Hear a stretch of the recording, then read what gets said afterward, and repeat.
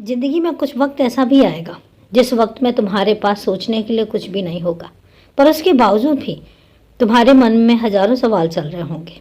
और कई बार तो ऐसा भी आएगा कि कोई कारण भी नहीं होगा और तुम मेरे सामने होगे और तुम्हारा रोना निकल जाएगा, तुम्हारा मन भारी हो जाएगा।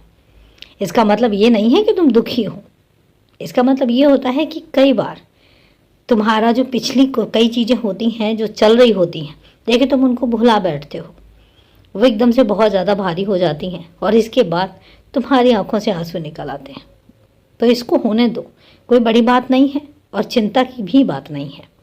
कई बार तो ऐसा भी होता है कि तुम बहुत खुश होते हो, तुम्हारा मेरे से मिलकर तुम्हें बहुत अच्छा लगता है।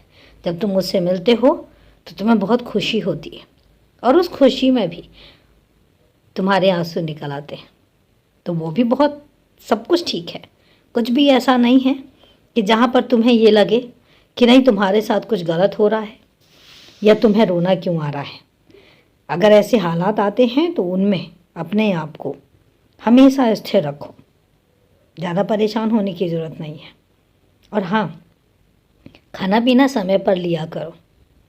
हमेशा 3 वक्त का जो खाना है वो तुम्हें लेना ही चाहिए, क्योंकि जब तुम काम करते हो तो तुम्हारे शरीर को खाने की भी आवश्यकता होती है, तुम्हारे शरीर को भी भोजन चाहिए होता है।